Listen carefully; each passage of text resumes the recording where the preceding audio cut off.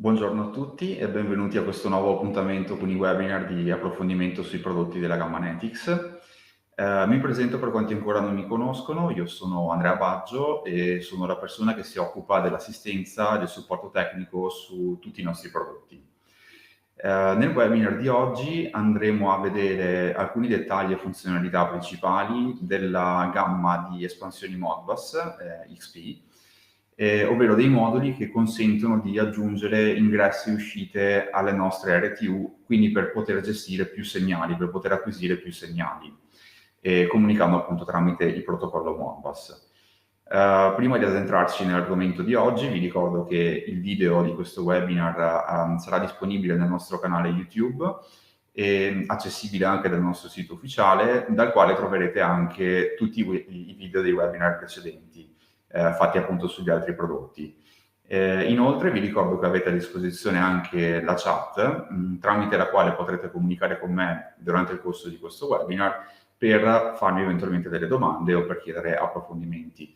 Siccome l'argomento di oggi dovrebbe essere abbastanza veloce da ultimare, eventualmente le domande le vado a recuperare alla fine del webinar. Voi comunque potete porle anche mentre parlo e così dopo me le vado a leggere. Bene, allora, come dicevamo, l'argomento di oggi sono le espansioni, quindi sono dei moduli aggiuntivi da affiancare eventualmente alla nostra RTU, quindi ai dispositivi della gamma Next come UE500 Plus o UE151 o UE152, che tramite il protocollo Modbus, ovvero un protocollo che in ambito industriale è largamente utilizzato, permettono di aggiungere ingressi e uscite a disposizione dell'RTU e quindi del prodotto principale. Quindi poi nel prodotto principale, una volta aggiunti questi moduli, troverete più variabili, più ingressi da poter gestire, che potranno poi essere collegati a sonde, sensori o eventuali comunque altri segnali. Qui abbiamo riassunto alcune delle funzionalità principali di questi prodotti, quindi il fatto di supportare a seconda del modello, dopo andremo a vedere tutti i vari modelli a disposizione, il protocollo Modbus TCP/IP oppure il protocollo Modbus RTU.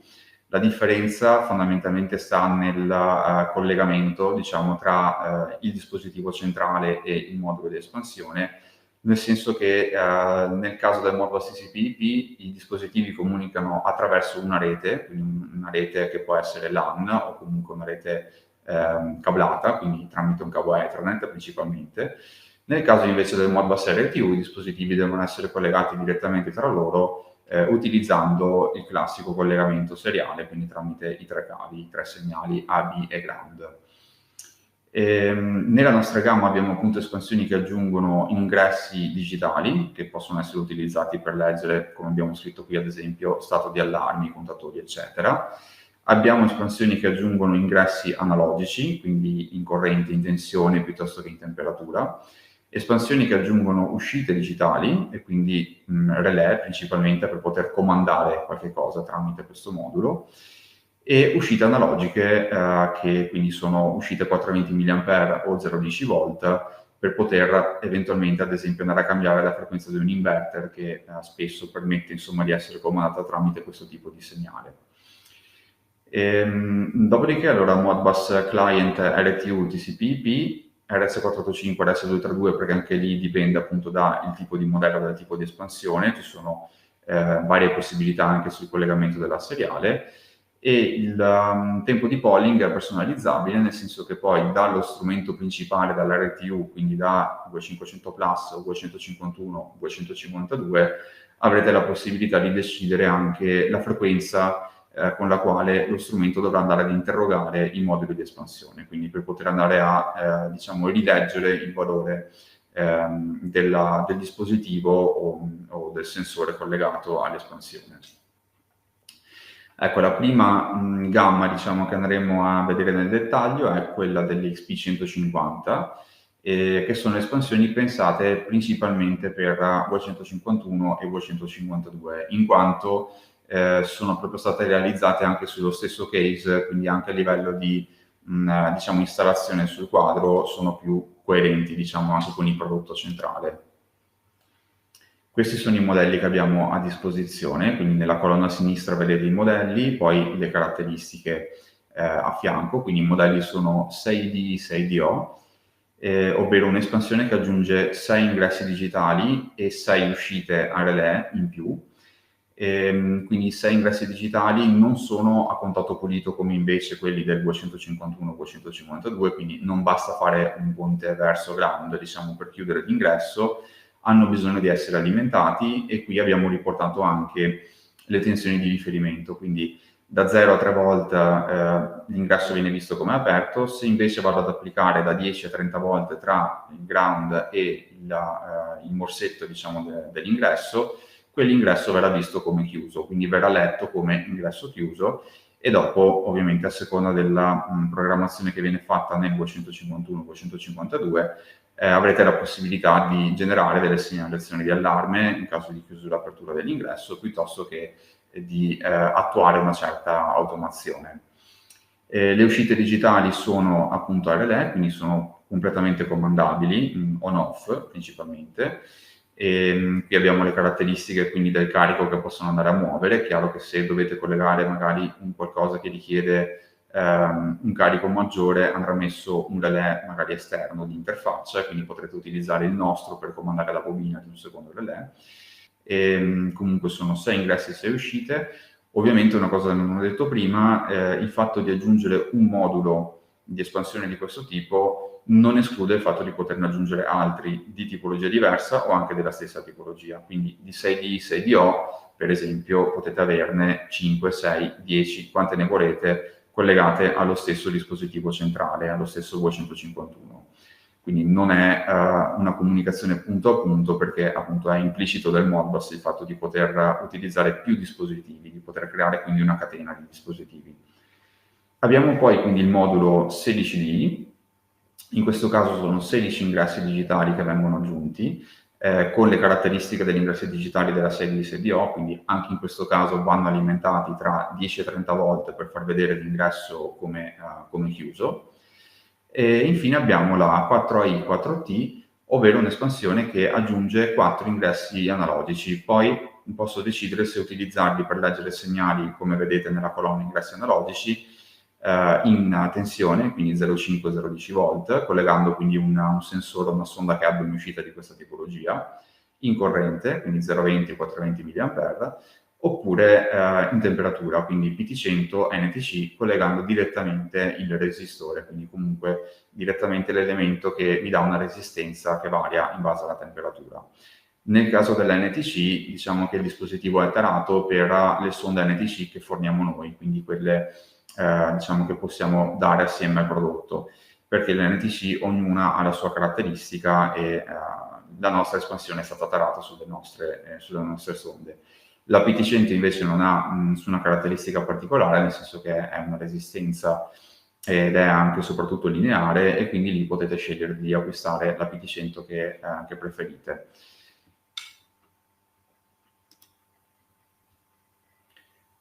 Tutti i moduli della gamma XP150 permettono di impostare l'indirizzo Modbus, quindi l'indirizzo di riferimento del modulo, direttamente tramite la pressione di un pulsantino che troverete all'interno del dispositivo. Questo perché, anche questa è diciamo, una caratteristica del protocollo Modbus, siccome ho detto appunto prima che posso avere più dispositivi Modbus collegati allo stesso dispositivo centrale, quindi allo stesso VE in qualche modo, chiaramente ogni dispositivo Modbus deve avere un identificativo univoco, altrimenti poi il dispositivo centrale non sa con chi deve comunicare. Ecco quindi che va impostato il Modbus ID o il Modbus address, insomma ci sono vari modi di poterlo chiamare, ovvero un numero che identifica quello strumento e soltanto quello. Quindi è ovviamente fondamentale assicurarsi di non impostare lo stesso identico ID su 2 moduli diversi o su più moduli diversi, per poter scegliere l'ID, visto che di default da fabbrica, diciamo, tutte le nostre espansioni escono con l'ID 1.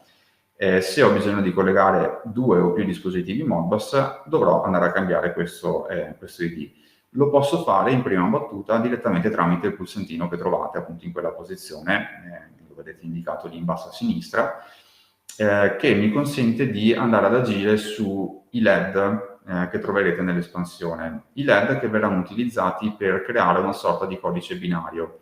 quindi poi nel manuale di riferimento ovviamente verrà scritto la corrispondenza tra ogni LED e il numero che ne consegue, diciamo. E qui abbiamo fatto l'esempio nel caso in cui io volessi impostare l'indirizzo 5, quindi il numero 5, devo accendere il primo e il terzo LED, perché appunto è in codifica binaria. Quindi diciamo il primo LED è uguale a 1, se ho soltanto il secondo LED acceso è uguale a 2, se ho i primi due accesi è 2 più 1 e quindi è uguale a 3.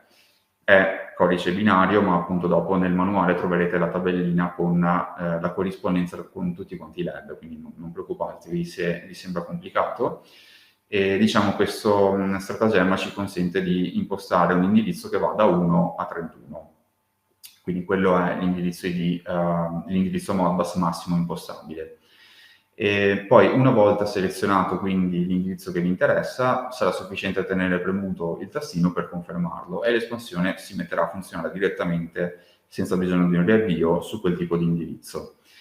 E una volta associata l'espansione a un dispositivo Modbus client, quindi un dispositivo centrale come appunto il VE500 Plus o in questo caso 251, 252, potrete andare a cambiare poi quell'ID anche agendo direttamente su un registro Modbus, quindi sempre nel manuale sarà scritto quale registro Modbus corrisponde a diciamo il numero dell'ID, cioè su quale registro Modbus potete trovare l'ID Modbus di quell'espansione e tramite il protocollo Modbus potrete andare quindi a cambiarlo, ad impostarlo diversamente. Quindi il tastino diciamo vi permette di vedere innanzitutto, perché se lo premetto una volta brevemente vedete in che indirizzo si trova in quel momento l'espansione, o di cambiarlo magari prima di andare ad installare l'espansione, quindi prima di creare eventuali conflitti lo potete cambiare da lì, però poi c'è la possibilità di cambiarlo anche direttamente dallo strumento centrale utilizzando appunto il protocollo Modbus, potenzialmente anche da remoto, nel senso che se voi riuscite a fare accesso all'interfaccia web del UE di riferimento, da lì tramite un comando Modbus dalla pagina di stato delle variabili potrete andare a cambiare anche questo parametro, quindi si può fare in entrambe le modalità.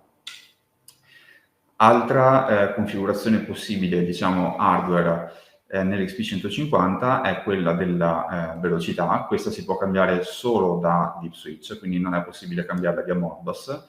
E da Deep Switch quindi c'è un Deep riservato alla velocità, è quello contrassegnato in questo caso da Deep Switch 1, quindi quello che si trova più a sinistra, più vicino al tastino di cui abbiamo parlato poco fa, che vi consente di impostare queste 4 velocità che vedete, quindi 9006, 19002, 38004, 115200. Sono 4 diciamo tra le velocità più standard, insomma più utilizzate. E anche questo parametro è molto importante perché ovviamente deve andare d'accordo con tutti gli altri dispositivi collegati sulla stessa rete Modbus, quindi se avete anche altri dispositivi Netix o non Netix che hanno bisogno di comunicare sulla stessa rete Modbus, devono essere tutti quanti concordanti sulla velocità di comunicazione, quindi sul baud rate. È importante quindi impostarlo prima di eventualmente mettere in comunicazione l'espansione con il VE, altrimenti i due rischiano di non potersi parlare. Se il VE va a 38004 perché avete deciso voi di configurare la rete a 38004 e l'espansione va per esempio a 9006, non riusciranno a comunicare tra di loro. Quindi è importante mettere la velocità giusta. Il secondo Deep Switch invece è disponibile solo nel modello dell'XP150 4i 4T, in quanto è quello che vi consente di configurare gli ingressi analogici, perché come dicevo prima possono essere in tensione, in corrente o in temperatura. La decisione la prendete tramite questo Deep Switch, quindi anche in questo caso è diciamo una configurazione da fare hardware, tramite appunto alzando o abbassando i pin che vi interessano del Deep Switch, e la configurazione si applica a tutti e 4 gli ingressi, quindi se li configurate in 0,10 volt, tutti e 4 gli ingressi funzioneranno in 0,10 volt, non c'è la possibilità di distinguere, diciamo, tra un ingresso e l'altro.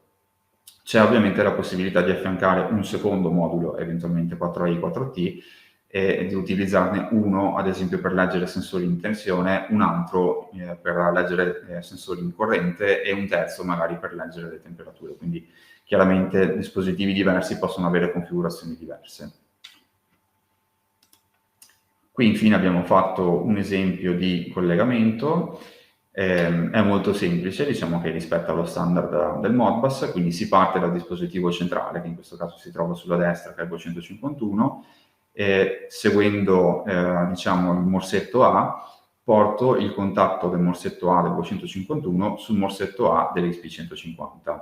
Il morsetto B, la stessa cosa, quindi non vanno incrociati, non vanno invertiti, A con A, B con B, e anche il ground che diciamo potrebbe non essere fondamentale, magari soprattutto nel caso di installazioni molto ravvicinate, se sono all'interno dello stesso quadro tipicamente il ground non serve a granché, però siccome comunque può ridurre eventualmente la possibilità di eventuali disturbi che possono dar fastidio, è buona norma comunque collegarlo sempre, quindi è bene collegare anche il ground.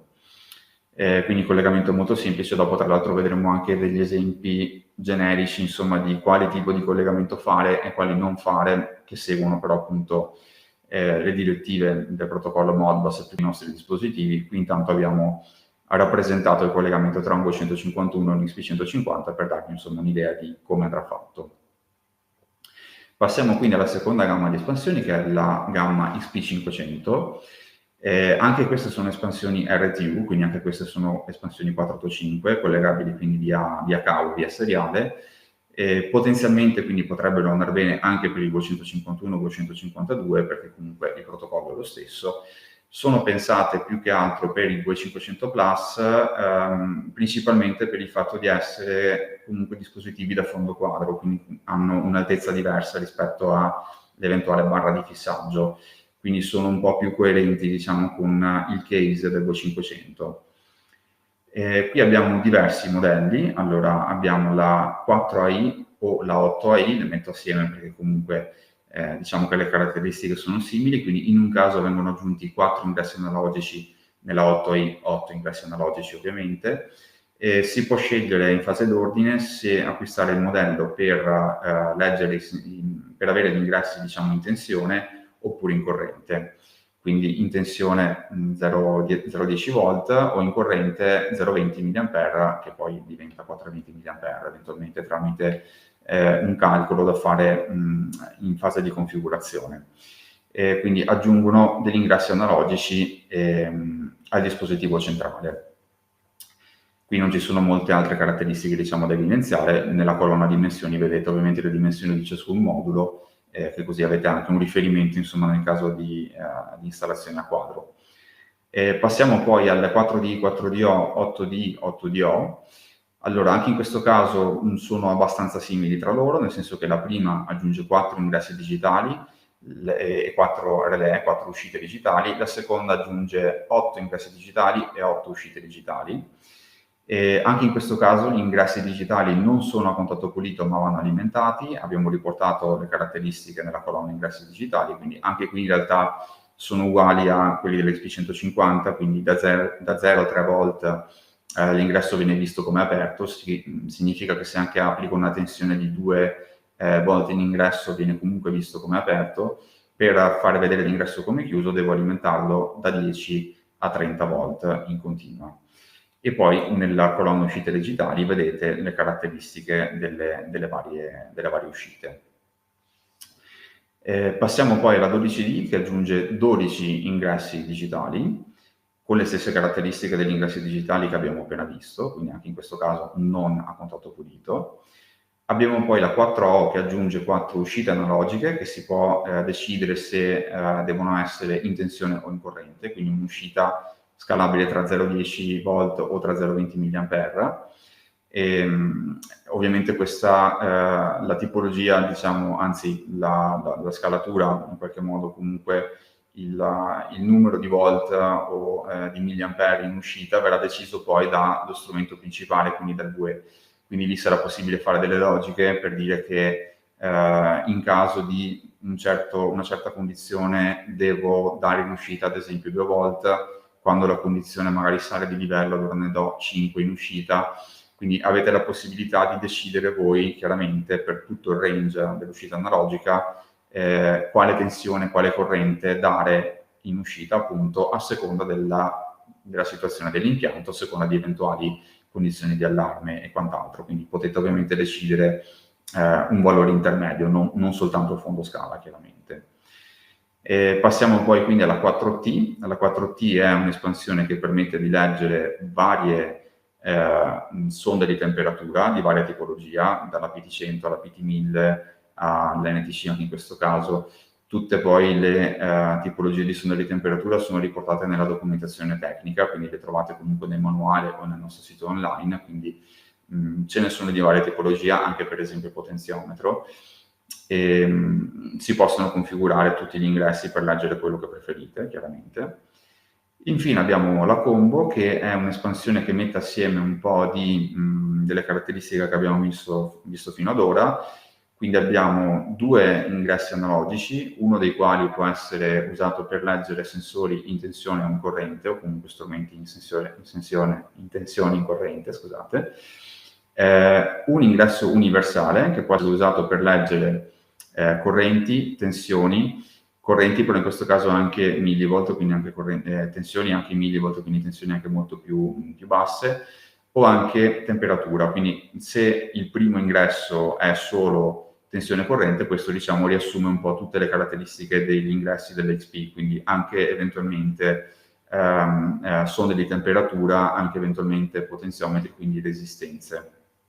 Poi sempre la combo ha anche 3 ingressi digitali con le stesse caratteristiche degli ingressi digitali che abbiamo visto prima. Ha inoltre 2 uscite analogiche, in questo caso solo in corrente, e ha poi delle uscite digitali, come vedete con delle caratteristiche diverse, sono 3 uscite digitali in totale, 2 a relè come vedete sotto, con la possibilità di muovere fino a 2 ampere, e va ad aggiungere quindi anche queste uscite digitali. Quindi diciamo la combo ha un po' di tutto, ovviamente. Per ricapitolare, quindi 2 ingressi analogici, 3 ingressi digitali, 2 uscite analogiche e 3 uscite digitali. Questo è quello che la combo è in grado di fornire. Poi allora, indipendentemente dal modello di XP500, quindi si applica per tutti i modelli, c'è la possibilità anche qui di fare diciamo una preconfigurazione prima eventualmente di andarla a collegare al dispositivo centrale. In questo caso non abbiamo tastini, non abbiamo deep switch a disposizione, ma abbiamo la possibilità di mettere le espansioni in modalità di init. La modalità di init è una modalità nella quale l'espansione viene messa diciamo in una configurazione nota, quindi indipendentemente dal modo in cui siete andati a configurarla in seguito, diciamo, se viene messa in modalità init, le sue caratteristiche sono note sempre, sono praticamente delle impostazioni di fabbrica fondamentalmente, che però non vanno a cancellare la configurazione che avete fatto, rimangono fin tanto che si rimane in modalità init. Per entrare in questa modalità è sufficiente fare un ponte, quindi da dispositivo spento applico un ponticello tra il ground e il morsetto contraddistinto dalla sigla init, accendo quindi il dispositivo. In quella modalità avrò il dispositivo accessibile all'indirizzo Modbus numero 1 con baud rate 9006 e poi i parametri di comunicazione che vedete riassunti in quella tabellina. A questo punto potrò collegare il mio UE andando quindi a comunicare con Modbus ID1 a 9006 per poter andare ad interagire con i registri Modbus dello strumento, quindi dell'XP500, andando a cambiare quindi il Modbus ID e il baud rate tramite il cambio del valore del registro Modbus. Quindi entrando in questa modalità, diciamo, so che il UE può comunicare con quel dispositivo andando con questi parametri. A quel punto, vedendo dal manuale, posso vedere qual è il registro per il cambio del baud rate, qual è il registro per il cambio del registro Modbus, dell'indirizzo Modbus. Li vado a cambiare quindi tramite la scrittura di questi registri. Dopodiché spengo l'espansione, rimuovo il ponticello tra init e ground, riaccendo l'espansione e l'espansione riparte con la configurazione che ho appena fatto. Quindi c'è questa possibilità anche nel caso in cui magari un'espansione rimanga in magazzino per tanto tempo o comunque a un certo punto non vi ricordate più in quale indirizzo è stata messa. Questa modalità vi permette di metterla in una condizione nota dalla quale poi è possibile risalire alla configurazione o cambiare la configurazione. Il collegamento tra i moduli XP500 e il V500 è questo, quello che vedete qui schematizzato. Allora nel V500 abbiamo inserito i morsetti A, B e ground, nelle espansioni invece dovete individuare i morsetti di meno, di più e ground. Il di più è praticamente il morsetto A e il di meno quindi è il morsetto B. Il ground, come detto per l'XP150, si consiglia di metterlo sempre, anche se l'espansione potrebbe funzionare comunque anche senza. Passiamo quindi alla terza gamma di espansioni XP, che è l'XP500 ETH, ovvero delle espansioni sempre Modbus però TCP/IP, quindi qui non c'è il collegamento seriale, ma c'è il collegamento tramite Ethernet principalmente, e poi vedremo insomma le varie tipologie di collegamento che si possono fare. I modelli che abbiamo a disposizione per questa gamma sono la 4AI, quindi come la 4AI versione seriale, diciamo la stessa cosa, quindi 4 ingressi analogici in più, o in tensione o in corrente. La 4O che aggiunge 4 uscite analogiche, o in tensione o in corrente, sempre con le stesse caratteristiche che abbiamo visto prima. E poi 8DI, 4DO o 8DI, 8DO che aggiungono 8 ingressi digitali e rispettivamente 4 uscite digitali oppure 8 uscite digitali con le caratteristiche che vedete qui riassunte. Anche in questo caso, diciamo, si possono collegare ovviamente più moduli allo stesso dispositivo centrale. Anche qui c'è la possibilità di impostare un ID, anche se in realtà diciamo, la distinguo in genere su dispositivi di tipo Modbus TCP si fa sull'indirizzo IP, perché essendo dispositivi che dovranno stare all'interno di una rete LAN o comunque una rete Ethernet, chiaramente ogni dispositivo dovrà avere un proprio indirizzo IP. Quindi in genere per distinguere tra un modulo e l'altro mi baso proprio sul fatto che l'IP cambia. Anche qui c'è una modalità, diciamo, di default, una modalità di init che vi permette di raggiungere il dispositivo indipendentemente dalla configurazione fatta in precedenza o indipendentemente da come vi arriverà lo strumento da noi, da fabbrica. Quindi mettendolo in modalità init c'è la possibilità di raggiungere l'espansione sull'indirizzo IP 192.168.1.100, quindi digitando questo indirizzo nel vostro browser potrete vedere l'interfaccia dell'espansione, perché ha un web server integrato, quindi vedrete proprio un'interfaccia dedicata con tanto di credenziali che abbiamo riportato qui, quindi quelle di default sono admin.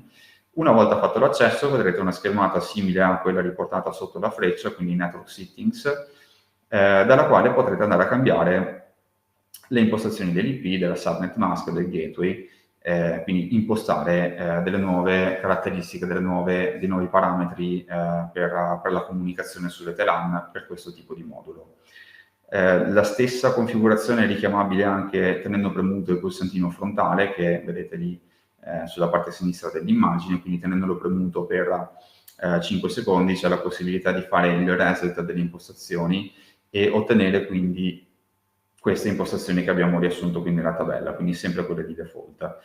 Questo è però un reset, diciamo, permanente, quindi se fatto tramite il tasto poi quelle impostazioni rimangono fino a che non andrete a cambiarle voi.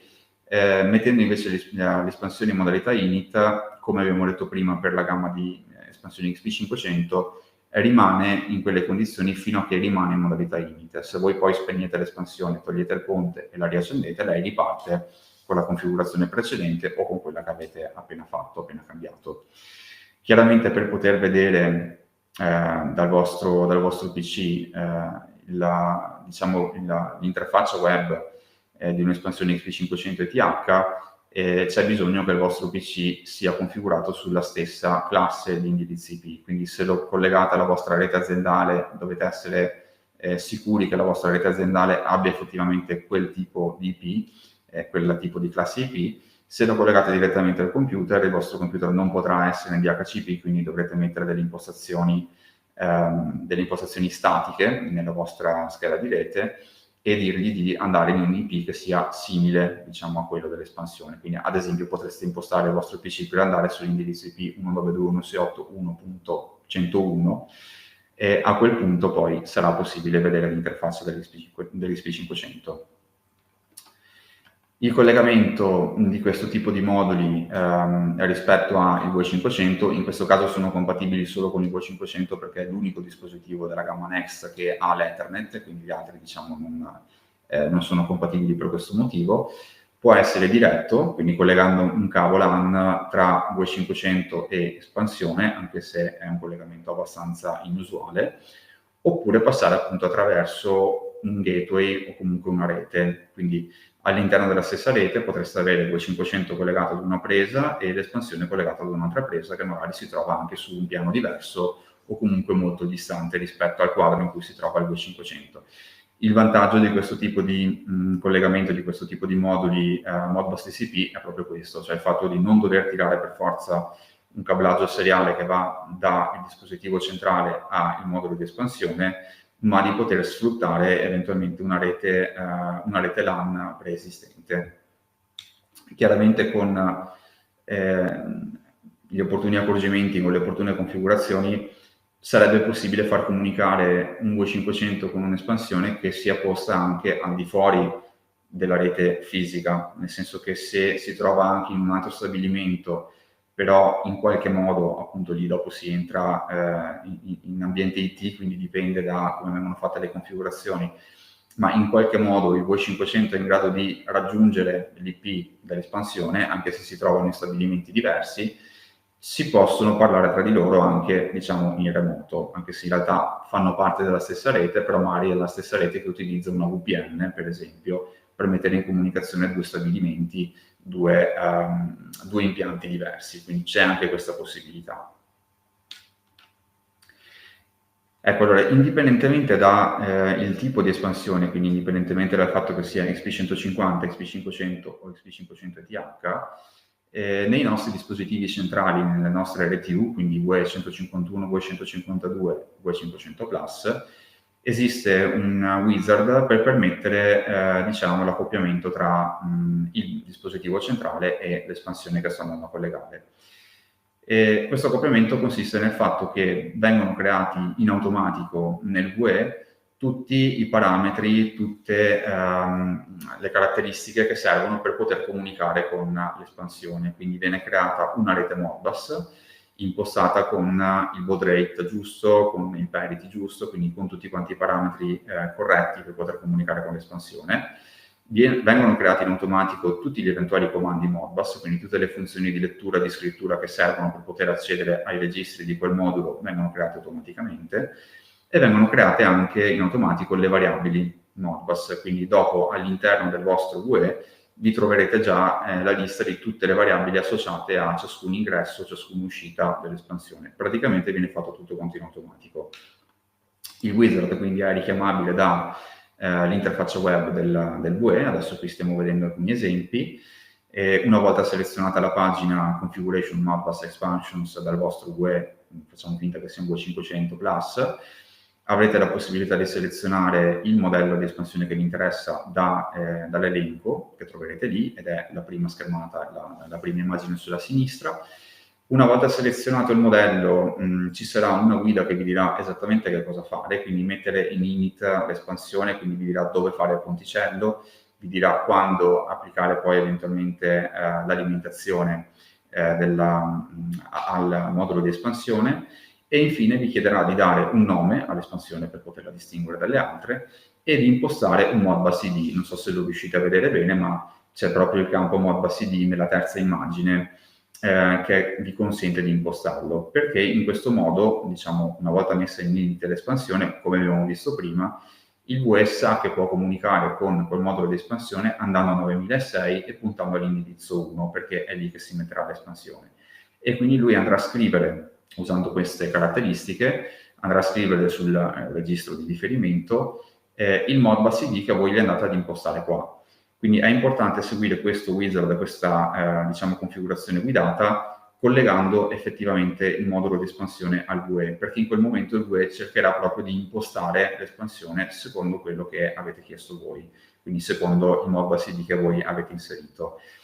Si può fare anche con il modulo di espansione, diciamo, non collegato, perché comunque in questo modo, se non altro, vengono create in automatico le variabili, la rete e quant'altro, come ho detto prima, però rischio poi di trovarmi con un modulo che è configurato ancora con impostazioni di fabbrica e il VUE che invece cerca di leggere un qualcosa di diverso. Quindi vi consiglio, vi raccomando, insomma, di seguire questo wizard passo dopo passo, perché vi spiega veramente cosa dovete fare in ogni momento, e di farlo però collegando effettivamente l'espansione con il VUE.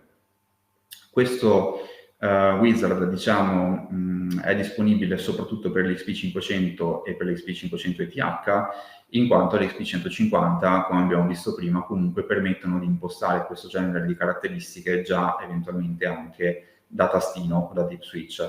C'è comunque la possibilità di aggiungere tramite il wizard, perché in quel modo il VUE crea in automatico tutto quello che serve poi per comunicare con loro, quindi la variabile, i comandi e la rete Modbus, quindi c'è comunque anche per l'XP150.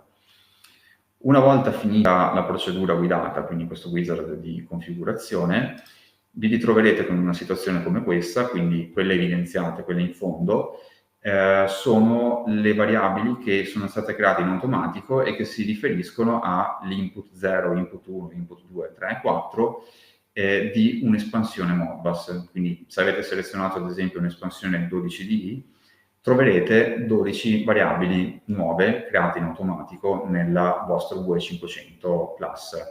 E ogni variabile corrisponde a un ingresso della nostra espansione 12D. Quindi ogni variabile ovviamente avrà un registro Modbus diverso, che quello è importante non modificarlo, non lo dovete modificare perché è già quello giusto per poter leggere quell'indirizzo. Potrete però modificare altre caratteristiche, tra cui ovviamente il nome, perché il nome gli viene assegnato un nome di default, cioè il nome dell'espansione che voi decidete in fase di configurazione e poi il riferimento dell'input 0, input 1, eccetera, eccetera. Il nome ovviamente lo potete cambiare, non c'è nessun problema.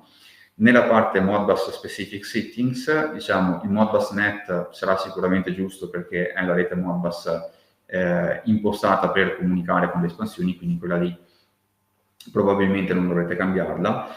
Il Modbus ID anche andrà lasciato così perché è l'ID del modulo di espansione, quindi è importante lasciare questo. Il Modbus Register, come dicevo prima, è l'indirizzo che si riferisce al singolo ingresso, alla singola uscita, quindi anche quello lì va lasciato esattamente com'è. Il resto, diciamo, soprattutto in questo caso open e close label, potete andarla a cambiare per vedere, anziché vedere on-off quando l'ingresso è aperto o chiuso, vedere magari appunto open-close piuttosto che attivo o disattivo, quello che volete voi. Quindi diciamo si possono personalizzare ovviamente alcuni campi, è importante però non cambiare diciamo, i valori del Modbus ID, del Modbus Register, perché sono quelli che consentono al VUE 500 di andare a leggere esattamente quell'espansione, esattamente quell'ingresso di quell'espansione. E questo qua viene appunto creato tutto quanto in automatico. Ecco, dopo vengono creati, come dicevo prima, anche i comandi, le funzioni di lettura e di scrittura, quindi non vi dovete preoccupare di niente. Seguendo il wizard avete già tutti gli elementi che vi servono per poter mettere in comunicazione un VUE con un modulo di espansione. Ecco, per finire abbiamo fatto alcuni esempi di collegamento che non va fatto e alcuni esempi di collegamento che invece è corretto per mettere in comunicazione i VUE con le espansioni della gamma XP. Il primo esempio in alto a sinistra è quello da non fare, quindi collegamento seriale partendo sempre dal VUE 500 e andando poi verso i vari moduli. Questo, così come appunto questo è di fatto un collegamento a stella, è da evitare. Diciamo che va seguita una catena come nell'esempio in alto a destra, quindi parto dal primo dispositivo, vado sul secondo, poi dal secondo vado al terzo, dal terzo vado al quarto e così via. Quindi questo è il modo giusto di collegare i moduli di espansione Modbus, non solo i nostri moduli di espansione Modbus in realtà, ma qualunque strumento Modbus. Questa qui è diciamo la specifica proprio del protocollo che chiede di fare così. È invece consentito chiaramente di mettere in comunicazione, ad esempio con un VUE 151, una XP500 e un XP150, quindi non devono per forza di cose essere, non devo per forza di cose collegare soltanto i moduli della stessa gamma, ma posso anche mischiarli tra loro, quindi è assolutamente fattibile. Così come qui abbiamo mostrato un altro esempio, cioè il VUE 500 collegato a un XP500 quindi con collegamento seriale, e poi collegato ad un ISP500 ETH, quindi con un collegamento Ethernet. È possibile anche questo perché il V500 permette comunque di gestire una rete Modbus LTU e una o più reti Modbus TCP/IP, quindi anche qua non vanno in conflitto tra di loro, sono due reti fisicamente diverse e quindi posso fare questo tipo di collegamento. Ecco, queste erano le caratteristiche, quindi abbiamo fatto riassunto un po' di tutti i modelli con le loro caratteristiche elettriche, diciamo, legate agli ingressi e alle uscite.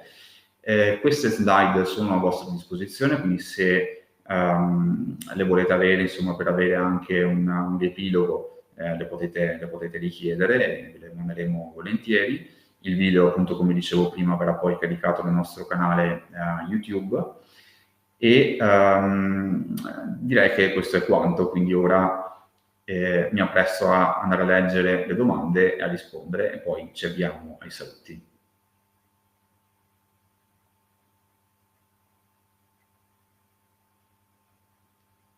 Bene, con questo direi che è tutto, quindi vi ringrazio per l'attenzione e arrivederci al prossimo webinar.